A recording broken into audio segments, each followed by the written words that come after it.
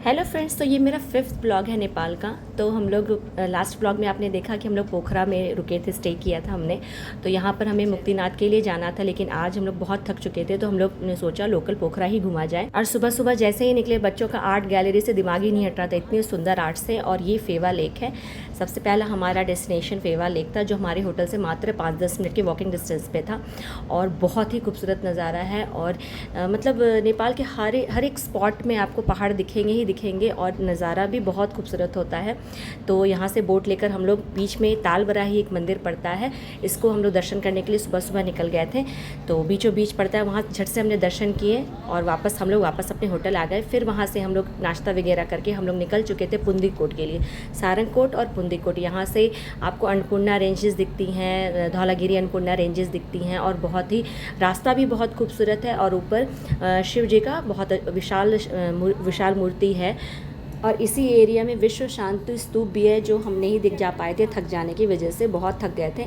और इधर से पूरा पोखरा शहर आपको दिखता है ऊपर से, और बहुत ही खूबसूरत नज़ारे रहते हैं। और ऊपर में भी बहुत कुछ है करने के लिए, एक ड्रीम सिटी है। यहाँ जब भी आप कहीं भी गाड़ी पार्क करते हो तो आपको थोड़ी दूर चलना पड़ता है। तो थक थक कर हम लोग ऊपर तक पहुँचे। हमने जहाँ से गाड़ी पार्क की थी, हम लोग 15 मिनट हम लोग को लगे ऊपर तक पहुँचने में। और नज़ारा बहुत खूबसूरत था। बीच में आपको लेक दिखता है, जो फेवा लेक नहीं था, लेकिन एक लेक दिखता है। और आसपास का नज़ारा भी, सारे पहाड़ का नज़ारा से हिमालय की सारी रेंजेस दिखते हैं। अन्नपूर्णा, धौलागिरी रेंजेस थी, जो सभी जगह से लमसम दिखते ही हैं। और बहुत खूबसूरत नज़ारा था। एक पहाड़ पे माता रानी की विशाल मूर्ति थी और एक पहाड़ पे शिव जी की विशाल मूर्ति थी। हमने दोनों ही दर्शन किए। यहीं पर बच्चों के लिए फ़न के लिए एक ड्रीम सिटी थी। वहाँ पर बहुत सारी एक्टिविटी थी, जैसे बंजी जंपिंग थे, ग्लास ब्रिज, बहुत सारे झूले, जो आप मतलब बाहर में एक टिकट लेकर फुल्ली इंजॉय कर सकते थे। तो ये बीचों बीच का नज़ारा है, कितना खूबसूरत। उधर भगवान जी थे, इधर माता रानी थी, उधर शिव जी थे। और विशाल शिवलिंग भी है, डमरू भी बना हुआ है। बहुत खूबसूरत लग रहा था यहाँ से नज़ारा। और वीडियो का सारा सीडी बनवाएंगे। हाँ, सीडी वाला ज़माना है ना। पेन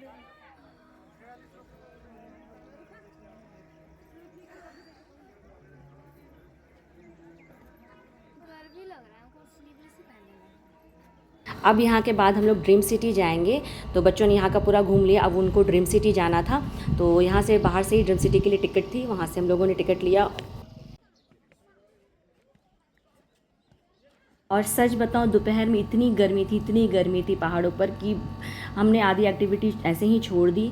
और ये ग्लास ब्रिज था, ऊपर से नज़ारा बहुत खूबसूरत था। देखने से लग रहा है कि ठंडी होगी, लेकिन वहाँ पर खड़े हो जाने का मतलब था पूरा पसीने से हम लोग तरबतर हो गए थे, जब तक हमने थोड़ी बहुत जो भी एक्टिविटी हमने की थी। लेकिन नज़ारा तो सच में बहुत खूबसूरत था। पहाड़ थे, बादल थे, और पहाड़ पर बर्फ़ भी जमी थी, दूर तक दिख रही थी। और यहाँ पर बहुत सारे सेल्फ़ी पॉइंट्स बनाने गए थे, जैसे ये हॉट एयर बैलून। अब मतलब बाहर से दूर से फ़ोटो खींचने पे लगेगा कि आप हॉट एयर बैलून में हैं पहाड़ों पर, लेकिन आप खड़े हैं, सेल्फ़ी पॉइंट था। और यहाँ पर लोटस राइड भी था, जो लोटस में बैठा कर आप पूरा ऊपर से पूरा पोखरा शहर देख सकते थे। आपको यहाँ से ऊपर से पूरा पोखरा शहर दिखा दिया जाता था। शुरू में डर तो बहुत लगता, लेकिन मतलब करने पर ठीक लगने लगता है, ऐसा कुछ नहीं है, सेफ़ था।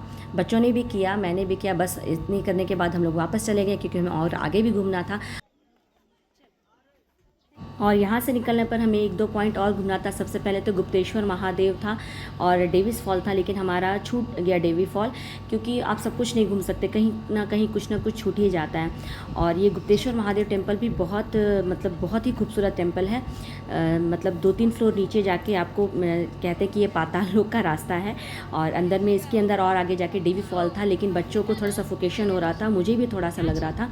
और 3-4 फ्लोर हम लोग नीचे उतरे। फिर उसके बाद गुफा जैसा था, और उसमें भगवान जी खुद से प्रकट हुए कहते हैं वहाँ पर शिवलिंग के रूप में। तो आपको वहाँ दर्शन करने, और बहुत ही खूबसूरत मंदिर है, बहुत ही अच्छा लगता है। अंदर जाने से एकदम पॉजिटिव फीलिंग आती है।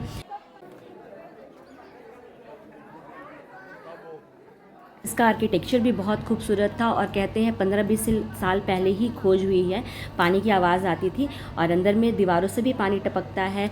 बहुत खूबसूरत नज़ारा है। तो हम लोग अंदर डेविस फॉल तक नहीं जा पाए, जहाँ पर पानी अच्छी तरह से दिखाई देता है, क्योंकि बहुत सफोकेशन था। मैंने पहले भी बताया कि बहुत सफोकेशन लगता है। बच्चों ने कहा कि नहीं, वो नहीं जा पाएंगे, तो हम लोगों ने मना कर दिया। बस हम लोग अंदर पहुँचे, यहाँ पर शिवलिंग के दर्शन किए, बस वापस हम लोग होटल आ गए। अब हम लोग बहुत थक चुके थे। थक कर, ये हमारा 5th डे था नेपाल में। और इसके बाद हम लोगों ने खाना खाया। नेक्स्ट हम लोग ने जल्दी खाना बनाकर खाकर सब कुछ पैकअप किया, क्योंकि नेक्स्ट डे हम लोगों को मुक्तिनाथ के निकलना था। तो आगे कहानी नेक्स्ट ब्लॉग में, तब तक के लिए बाय बाय।